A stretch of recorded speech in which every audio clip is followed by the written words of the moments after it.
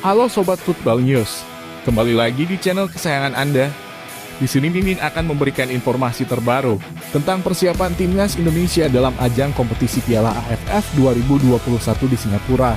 Hingga saat ini kontribusi timnas Indonesia di dalam pergelaran Piala AFF 2021 masih dalam tren yang cukup baik. Timnas Indonesia masih belum terkalahkan di kompetisi Piala AFF 2021 tahun ini. Sampai di laga terakhir semifinal leg pertama, Indonesia hanya mampu bermain imbang dengan tim Singapura. Perkembangan yang cukup signifikan di tubuh timnas Indonesia tentu tak lepas dari peran pelatih Sintayong dalam menerapkan taktik dan strategi saat menghadapi lawannya.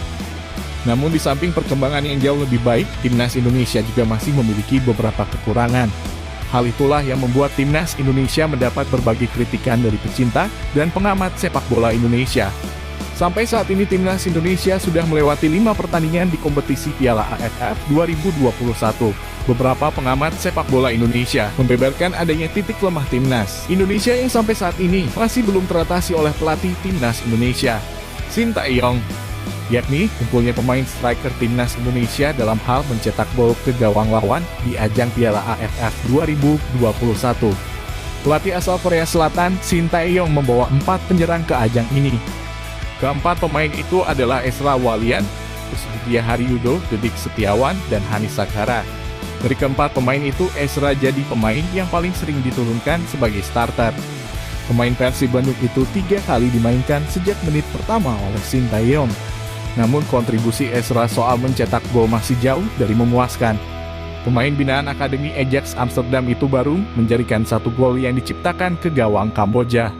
Setelah Ezra ada nama Dedik yang sudah 2 kali dimainkan sebagai starter.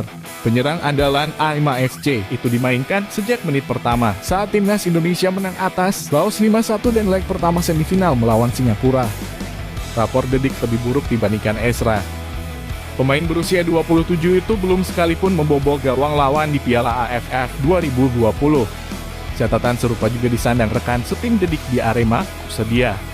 Penyerang yang selalu jadi pilihan utama Sintayong di awal karier melatih timnas Indonesia itu masih belum menempatkan namanya di papan skor. Sedangkan Hanis minim kesempatan tampil di ajang 2 tahunan ini. Pemain Tira Persikabo itu bermain di laga terakhir saat bersua Singapura menggantikan Ezra pada menit ke-79.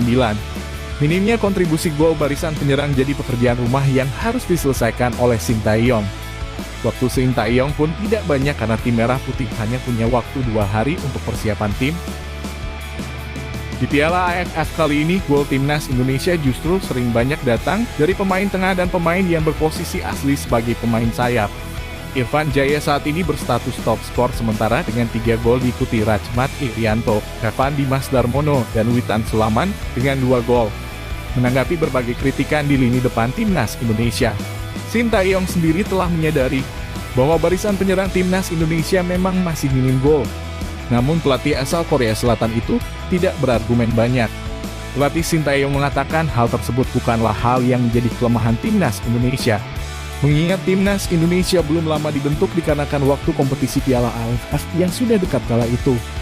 Sintayong mengatakan, di waktu yang tepat nanti, lini depan timnas Indonesia pasti akan bisa menunjukkan kemampuan terbaiknya karena sudah dipercaya dan dipilih untuk menjadi bagian dari timnas Indonesia.